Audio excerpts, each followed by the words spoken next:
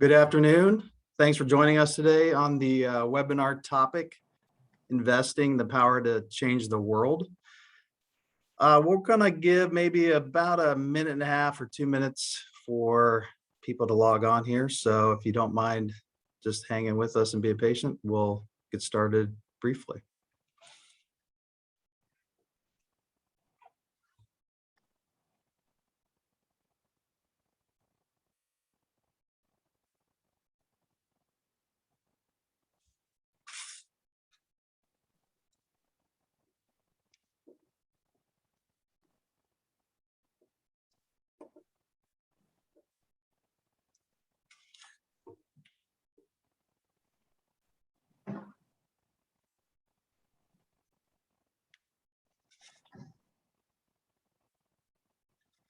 Okay, I see some names rolling in here. We'll give about another 30, 40 seconds just to let some others join, and then we'll get started.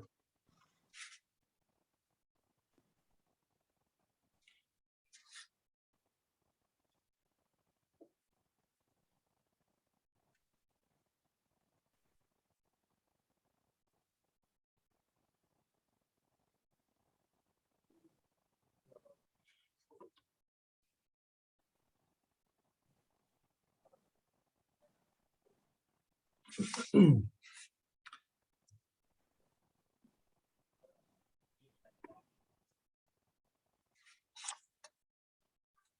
right, I think we'll go ahead and get going here. We're fortunate to be joined again, as you can see on the slide, by Jason Myhre. He's a managing director at Eventide Funds, and he's going to be leading us through this conversation. But before I turn it over to Jason, I just wanted to share my experience and my growing connection to values-based investing. And for over 20 years of serving as a financial advisor, I can certainly think back on several occasions where I had clients asking me, what do I own in this portfolio?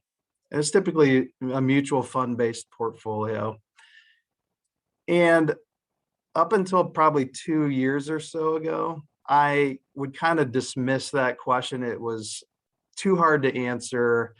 You know, when you really think about it, in your mutual fund portfolio, you own hundreds, if not 1,000 companies.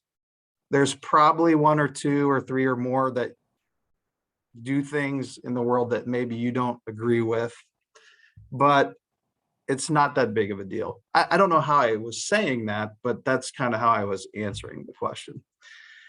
And then I had a conversation with a business owner about 2 years ago, and he was very interested in knowing that within their 401k lineup, that their employees had an option to invest dollars. And he was really most concerned about the money the employer was adding as a match, that those dollars were, or that the employees had an opportunity to align their investment choices in their retirement setting with their value system.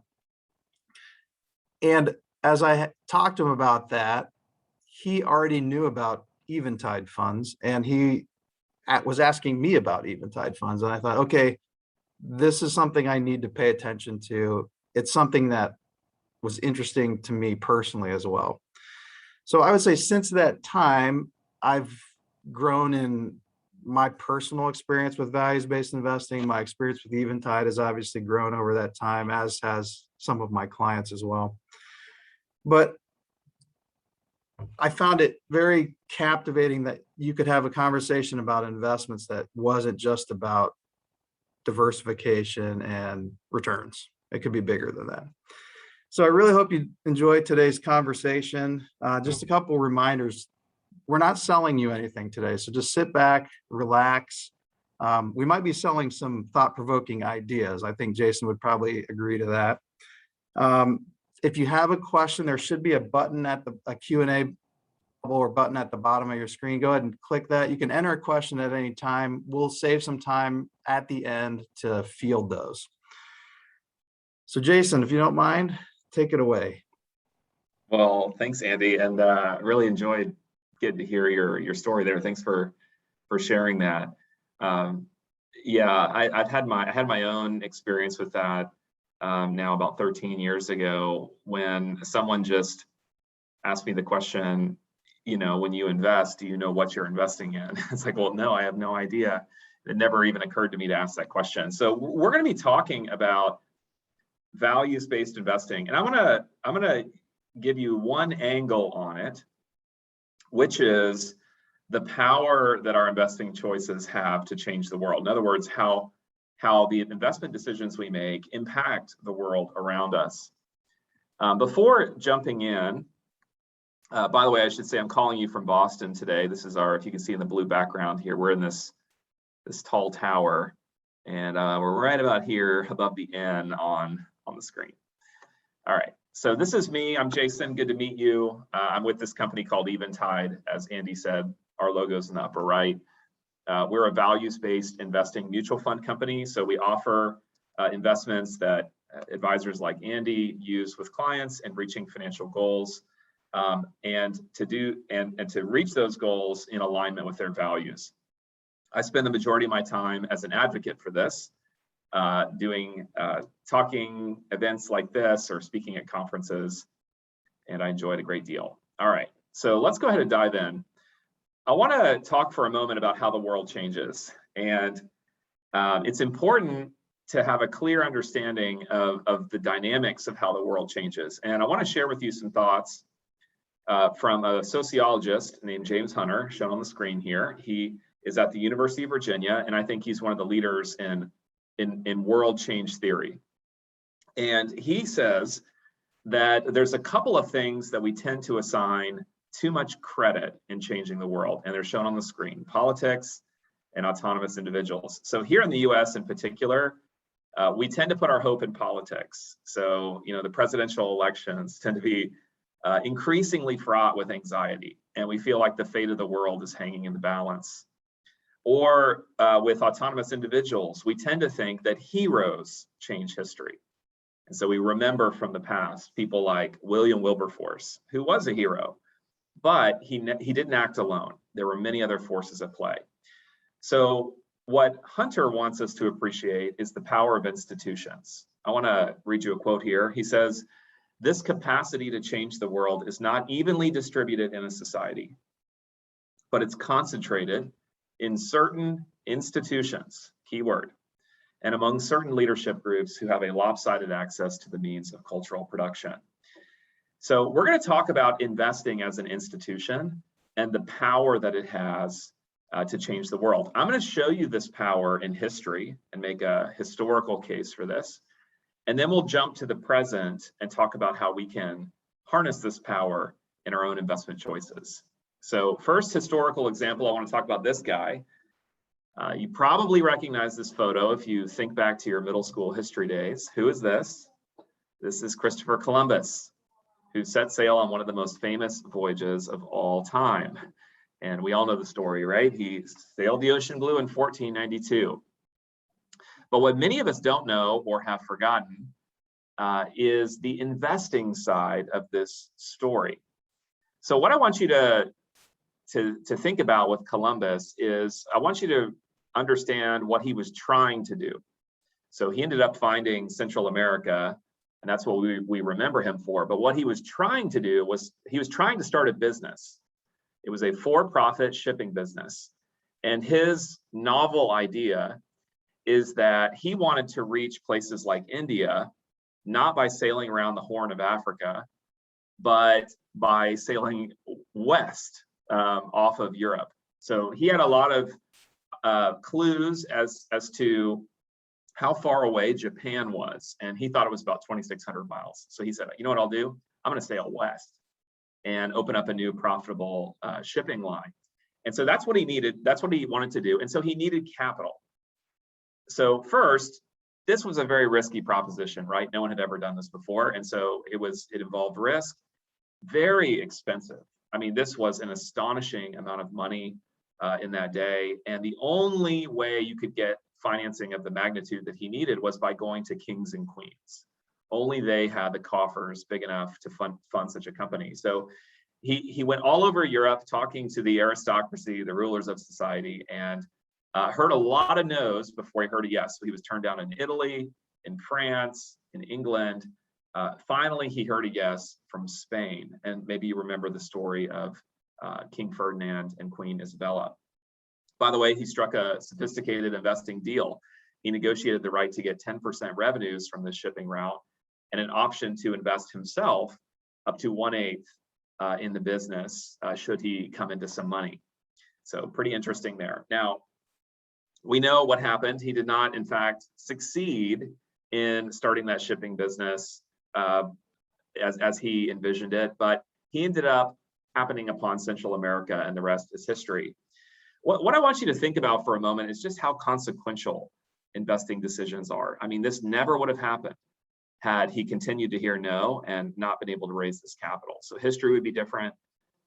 The history that we do have was also shaped by the investing decision in a way that we don't tend to think about. So, for example, why does Central America speak Spanish? Why is the major religion of that whole territory Roman Catholic? Why do they eat tortillas in Central America? The answers to these questions is who invested? It was Spain. Because Spain invested, Columbus sailed under the Spanish flag, even though he himself was from Italy. He carried Spanish interests with him into the new territory. This determined the language, the religion, and the culture.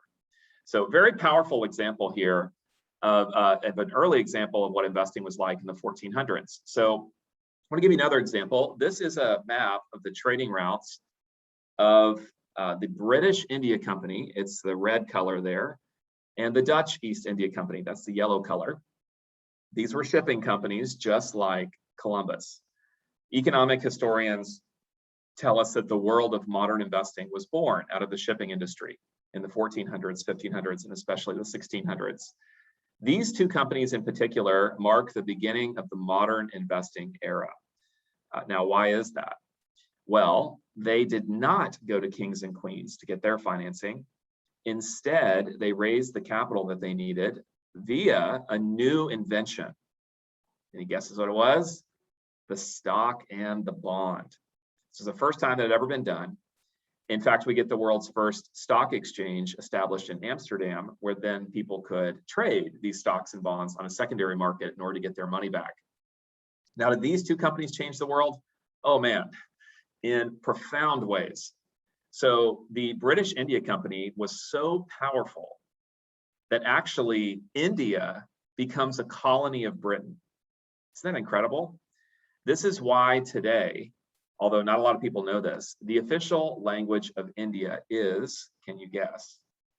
It's actually English. You can look it up. It's not Hindi.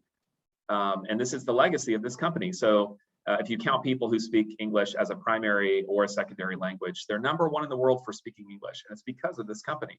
And if you know Indian history, from the railroad to university to their political structures, all of that is the legacy of this one company and the power that those investors had in shaping the world.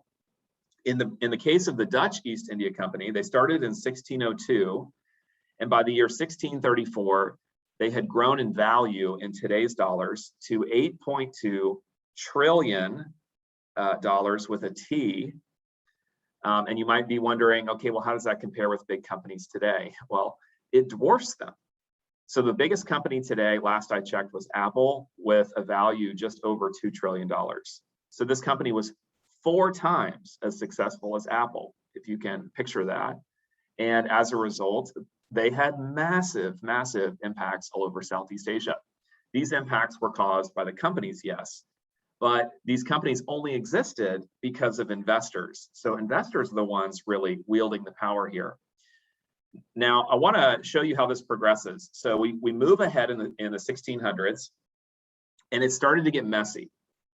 And one of the people that talked about this was somebody you probably recognize, Daniel Defoe. Many of us had to read Robinson Crusoe. Here's what he had to say about investing in his day. This is now in 1697. Investing has raised the fancies of credulous people to such a height that merely on the shadow of expectation, they have formed companies. So I want to make a note here. what he's describing here is the credulous people are entrepreneurs. So entrepreneurs have formed companies, chose committees, appointed officers, shares books, you can see here, raised great stocks, and cried up an empty notion to that degree that people, investors, have been betrayed to part with their money for shares in a new nothing. So what he's describing is that those first stocks and bonds from those shipping companies were so successful. People made untold wealth. And word of that got around. And so what happened was now businesses were flooding into the market because there were eager investors to back them. So investors are buying up every new stock and bond that's coming along. It's a little bit like the way that people are today with things like Bitcoin or meme stocks, where they get excited about the prospects of making a lot of money. Well, many of these entrepreneurs had no business starting businesses. And so you can see here, when they've carried on the joke long enough, the whole thing falls like a house of cards. And it says, thus the shares of the stocks begin to at first to fall by degrees, and happy is he who sells in time, till like brass money, it will go at last for nothing at all. So a couple of comments. The stock and the bond were wonderful for starting businesses.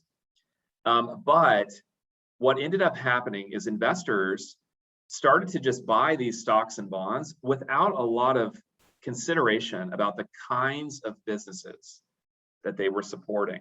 So this goes to Andy's introduction here. And one of the people that was observing this and wanted to speak into it was a man named John Wesley. So John Wesley is one of the heroes of the Christian church. He was an English minister in the 1700s. And you may recognize his name. He started what today we call the Methodist denomination of Christianity. This is probably his most famous quote, just to get a sense for who he was. I really like this quote. Do all the good you can, by all the means you can, in all the ways you can, in all the places you can, at all the times you can, to all the people you can, as long as you ever can. Isn't that beautiful? So Wesley wanted to speak into the greed that he was seeing in investing and warn his congregation about the dangers of investing, not just financial, but spiritual. And he did that by preaching a sermon in 1759. It's called The Use of Money.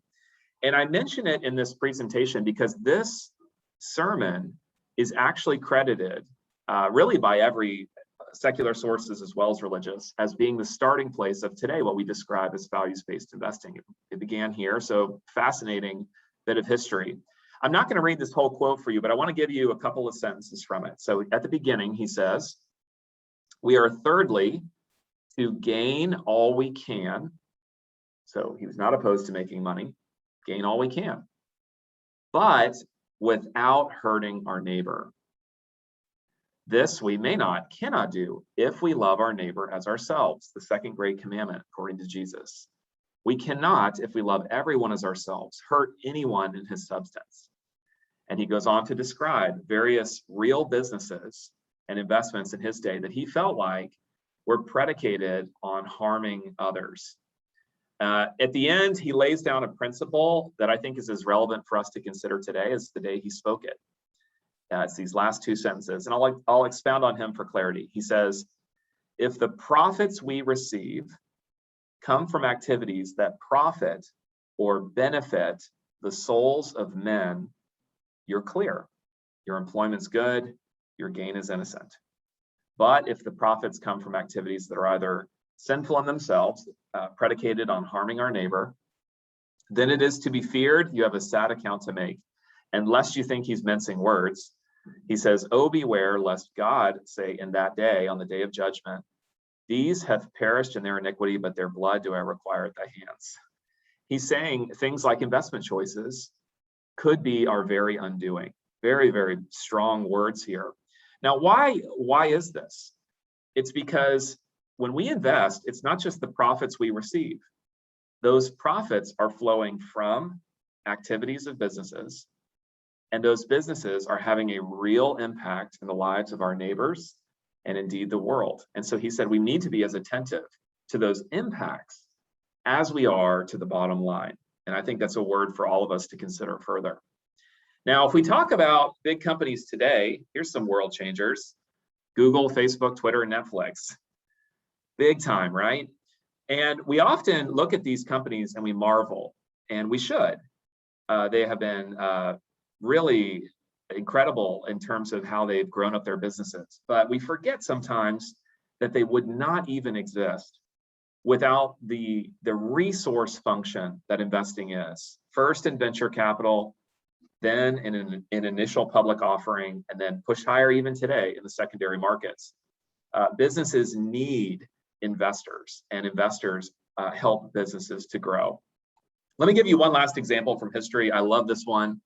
This is back in the early 1970s, when the world had its attention on apartheid. Now, in case you're fuzzy on this, I'll give you a refresher. So this word apartheid comes from a language in South Africa, from the Afrikaans, and the word means separation. You can translate it literally as aparthood, or to keep separate. And this described an institutionalized racial segregation that existed in South Africa in that day, where the local Black population was kept separate from the white population. And besides being kept separate, were treated in a very inferior manner. This was not unlike Jim Crow, except it was worse. And this is just after the Civil Rights Act, and so the world's attention was on this. I mentioned at the beginning that politics can sometimes not be very powerful.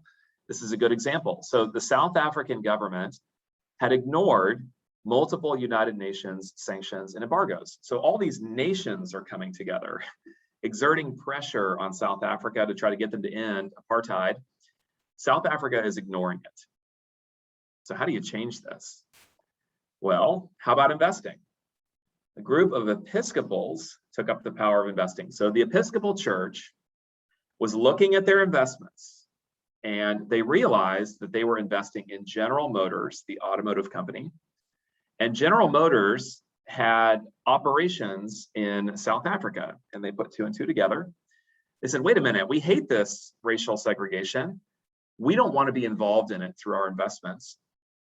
Let's ask General Motors to change their ways. So they wrote them a formal letter. It's the first time this has ever been done, which is now a common practice. And to write this letter, they enlisted the help of this man. This is Leon Sullivan. You can see he was a Black man.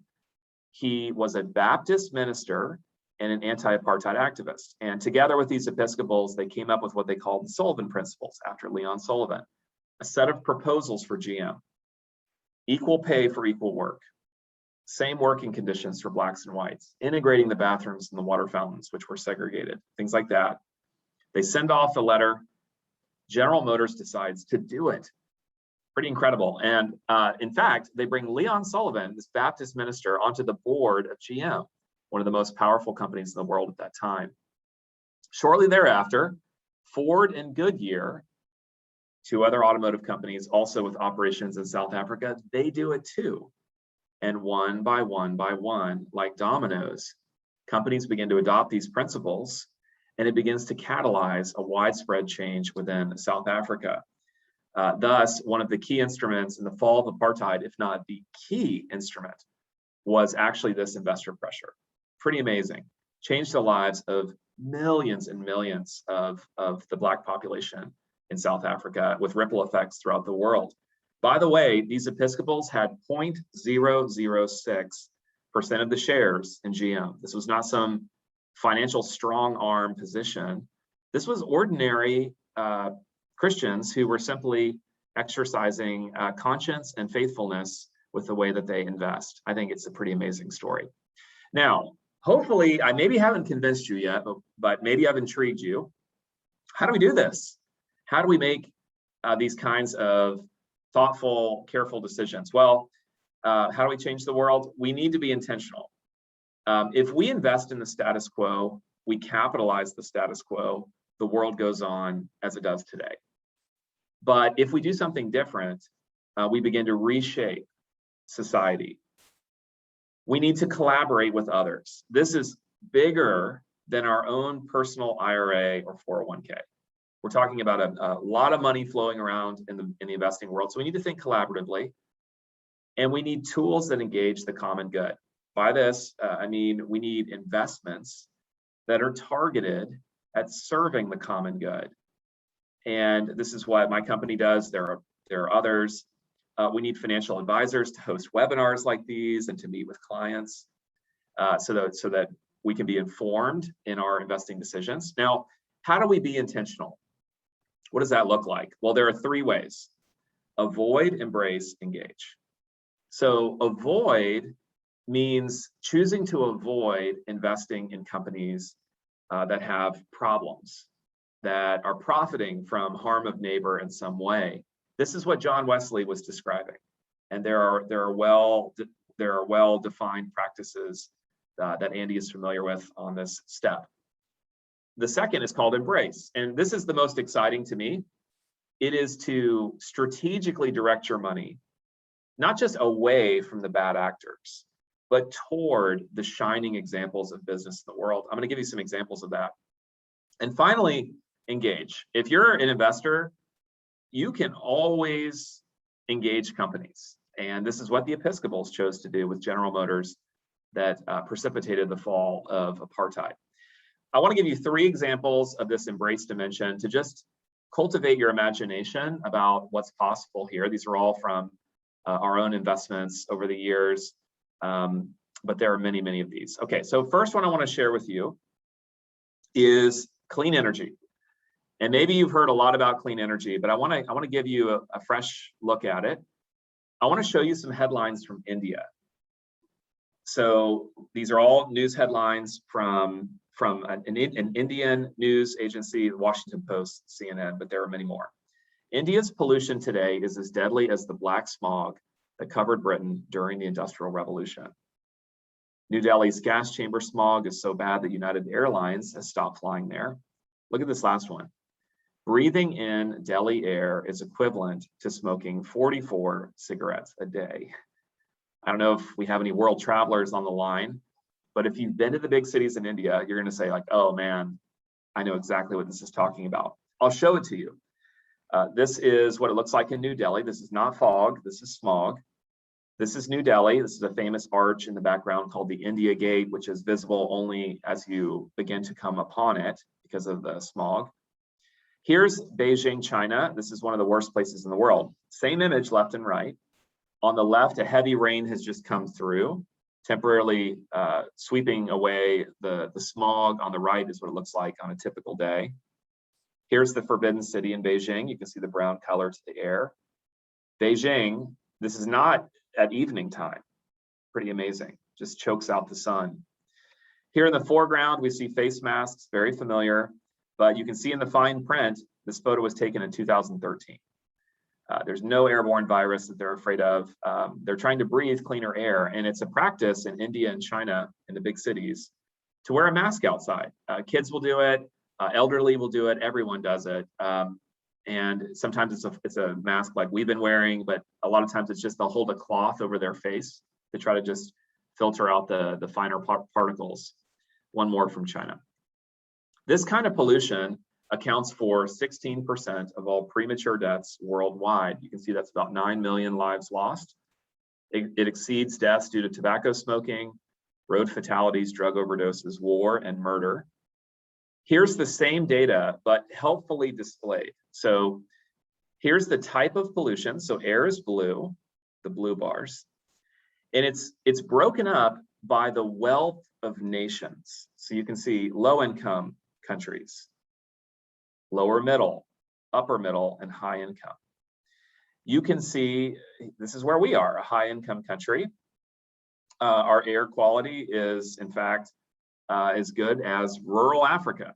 We walk outside and we take a deep breath and we say it's a beautiful day, and indeed it is. But one of the mistakes that we can make is thinking that as we walk outside of our door, that it's the same for everyone else in the world as they walk outside of theirs. And it's just not the case. In places like the big cities of India and China, which are the lower middle income countries, it is a very different reality that causes a lot of death, and as well as many other health consequences. There's a great solution, and it's clean energy. I want to read you a quote here. I'd put my money on the sun and solar energy. What a source of power. I hope we don't have to wait until oil and coal run out before we tackle that. I wish I had more years left. Who said this? When I'm in live settings and where people are in the room with me, I'll field answers, and almost without exception, the answers will come from contemporary people. So it'll be Al Gore, or it'll be Bernie Sanders or Elon Musk. Almost no one thinks far enough back. This was actually Thomas Edison back in 1931. And I really regret personally the way in which clean energy has become like a political topic. I think we should be thinking like the genius Thomas Edison about what a brilliant invention it is to be able to harness the power of creation to make power for civilization without the pollution that we're experiencing in some of these places of the world today. And COVID actually gave us a glimpse of what an alternative India could look like. So this is that India gate on the right is what it looked like during the early days of the COVID lockdown.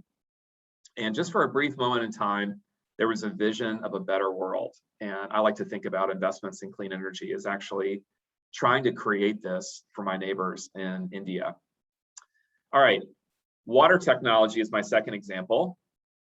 More than 2,000 children die every day from water-related illnesses, something we don't hear a lot about. I'm going to give you a definition of what it means to have access to water. This is the global definition. It means there's a source of water within a kilometer of your home where you're able to get at least 20 liters of drinking water for everybody that lives in your house. Now, we don't think in terms of liters, so how much water is this? Well, if you took a shower today and you're a typical American, you used 65 liters. So more than 3 times the global standard.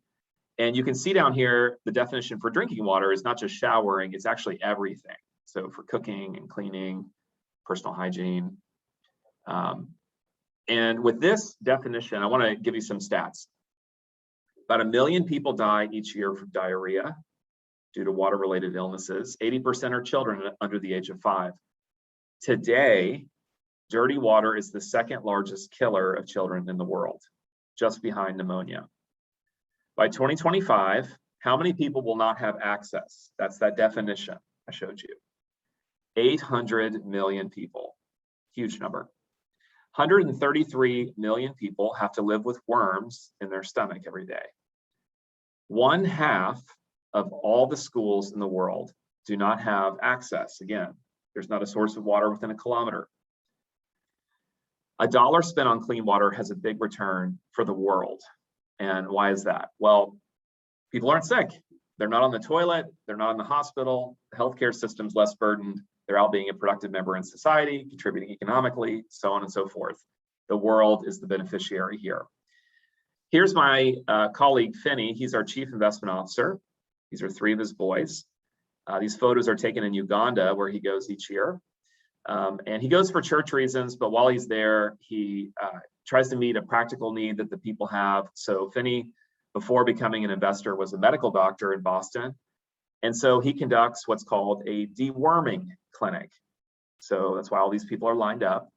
Basically, everyone in Uganda has this critter living in their gut. This is Bilharzia. It's a worm. You get it from drinking contaminated water. Treatable, fortunately, but it's such a temporary fix, right? Because he sends them back to their homes where they don't have clean water and they have to drink contaminated water, which is how they got the worm in the first place. So clean water is what we need. In most of the world, water is considered women's work. And the reason this is important to mention is that young girls are often deprived of the opportunity to go to school because they have a full-time job, and that's getting water for the family. It falls to them. And it's just heartbreaking because they have to listen to their brothers come home and talk about what they learned at school that day, while they can just only watch from afar and learn secondhand. Parts of the world are reaching crisis levels. This is in Gujarat, India, tremendous need and very little water, which means that fights are common. These are 2 women in Pune fighting over water. Here's a quote: "We face acute shortages of water, but water is available only 2 to 3 hours a day. Frequent fights, need to walk 20 to 30 minutes to fetch water. It's so humiliating." So the world has actually a lot of water. It is an access problem. So most of the world's water is locked up in the ocean where it is salt water. That leaves a little tiny sliver of fresh water. And if you blow that up, you can see that almost all of that is frozen in glaciers and ice caps or locked up underground. Finally, you get to surface water. And if you blow that up, you have to get past ice and snow before you finally get to rivers and lakes. So surface water is not going to cut it. We have to access water. And the most likely, the best place to do that would be from groundwater through infrastructure and technology backed by investment. Now, nonprofits work on this problem, right? They go into Africa and dig wells, these kinds of things. But I believe business is the only viable solution to the magnitude of need. We can't just keep assigning this to our charity dollars. So we wanted to be a part of the solution here. So we invested in what we think is the leader in water technology in the developing world. 25% of their business is there. And this is by design. This is from their website. They have a 2025 goal to provide clean water to at least 20 million people living at the very bottom of the global economic pyramid. 20 million people. The scale of that is just so much better than what you can often achieve through these water projects with charity. On top of that, they do give a lot to charity. So more than 25 million given away to charity on water, and over 110,000 employee hours devoted to water projects. So pretty admirable example, I think, of what business is capable of. Last example, and this will be a little bit shorter: an unmet need in healthcare in the area of the central nervous system. So I want you to think for a moment about the disease schizophrenia.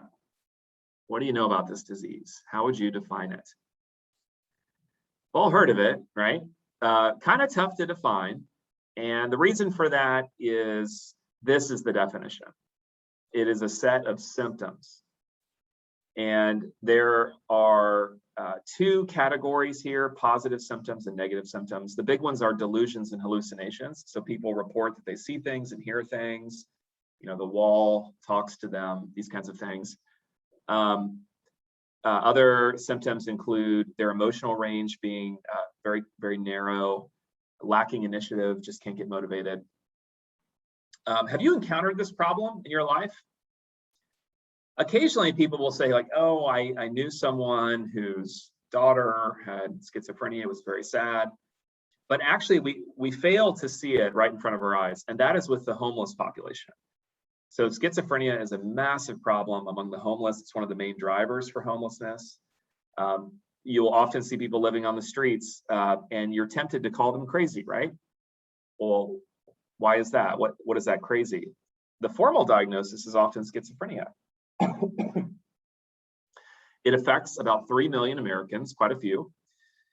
The treatments we have are very old. So the last FDA approved treatment was the year 1952, which in medical years is ancient. Unsurprisingly, it has little benefit. And the World Health Organization ranks it as the third most debilitating disease in the world.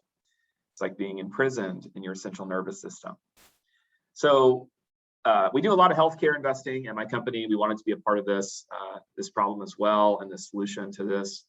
So we've been watching it very closely. Not much has happened, but a company is working on a new treatment that we decided to invest in after doing our research. And I'm not going to go into the medical details about how it works, but I do want to describe the clinical trial and show you the results, because I think it's very exciting.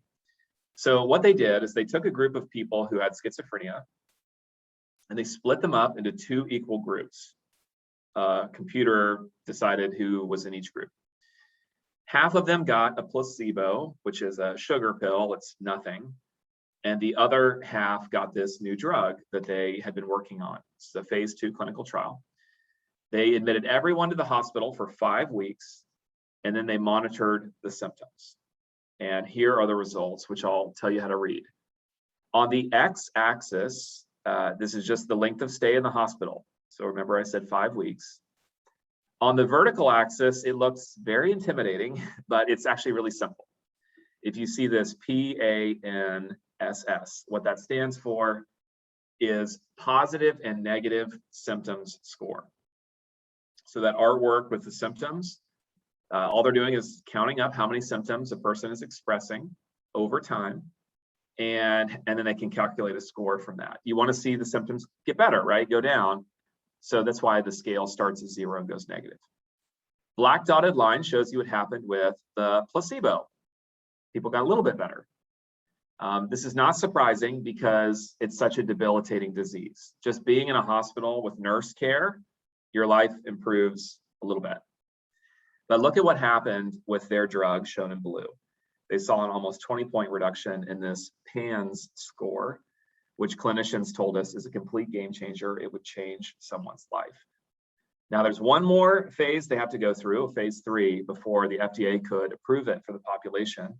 We're very optimistic based on the strength of this data. We're investors, we're hoping for a good financial result here, but I share it with you not for its profit-making potential, but for its world-changing potential. I mean, isn't this exciting? At my company, we describe this as investing that makes the world rejoice. I hope that you're catching a vision of investing not being just about reaching a financial goal for our own families. You're actually directing capital that shapes the world around us and results in either blessing or despair. I want to leave you with this as a word for the road. This is from the sociologist I opened up with. He says, most of us are inclined to what's been called the great man or the great person view of history. That the history of the world is but the biography of great men. The only problem with this perspective is that it's mostly wrong. Against this great man view of history and culture, I would argue, along with many others, that the key actor in history is not the individual genius, but rather the network. Good news is you do not have to be some rare genius to change the world. Not when there is a network effect, a collaboration effect of many others working alongside of you. So I invite you to join in if this is of interest to you, and talk to Andy about how you can incorporate values-based investing into the way that you invest. And with that, I'm going to welcome Andy back on and to lead us through the end of our time here. Great. Thanks so much, Jason. I've seen that before, but I never get tired of running through that presentation and giving us a new way to think about investments. So thanks for sharing with us today. I don't see any questions, so looks like we're getting off easy again. I say again because we had a webinar last month, and we will have a third one in September. So be looking for the invites to come around, probably not too long from now. That date is Wednesday, September 29th. That'll also be at noon over the lunch hour. The topic there will be the 3 dimensions of value-based investing, and that really goes a step beyond where we left off and really gets into how and what Eventide is doing specifically. And if you can show up next month, feel free to bring a friend, but either way, you might just end up with a nice thank you that would look something like this. So compliments of Jason and those at Eventide. So that'd be yours for the taking.